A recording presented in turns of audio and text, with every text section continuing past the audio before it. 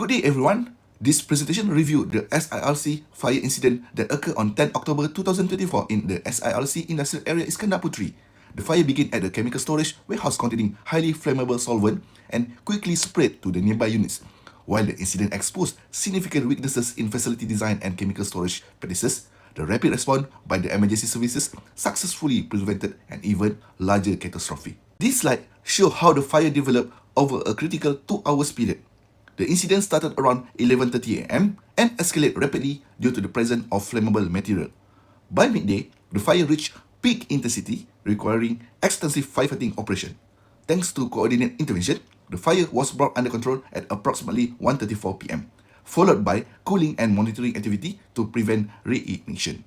This diagram explains why the fire spread so quickly between units. 3 key factors contribute: a high fuel load from stored solvent, incompatible chemical storage practices, and inadequate separation distance between buildings. Together, this condition allow heat and flame to spread rapidly across the facility. The main lesson learned is that facility layout and proper chemical management are critical in preventing major industrial fire incidents.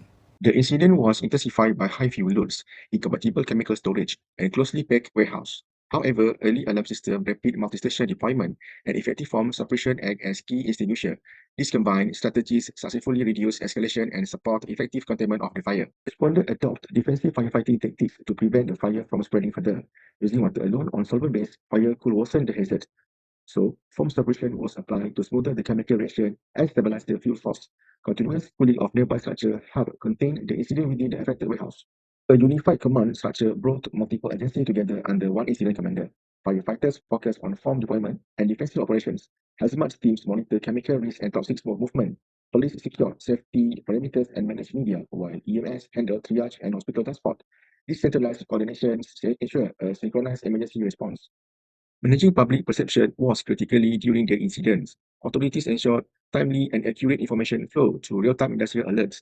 Confirmed updates were shared quickly to reduce misinformation. All agencies coordinate their communication to maintain consistency, while safety-first messaging helped reduce public panic and reassure the community.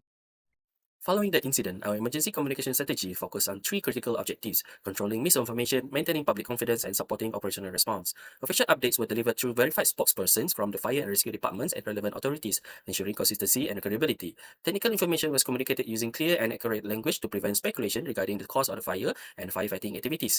While the communication strategies was effective, the future improvements should include faster social media updates within the first hour and pre-prepared emergency communication templates to enhance the response speed. The incident resulted in significant human and economic consequences.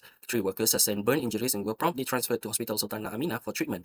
In addition, 3 warehouses suffered severe damage due to combination of high fuel load and fire spread between adjacent facilities. However, effective emergency response and defensive firefighting successfully prevented the fire from escalating further, limiting the damage to nearby structures. This highlights the importance of rapid emergency coordination and resource deployment in reducing overall losses.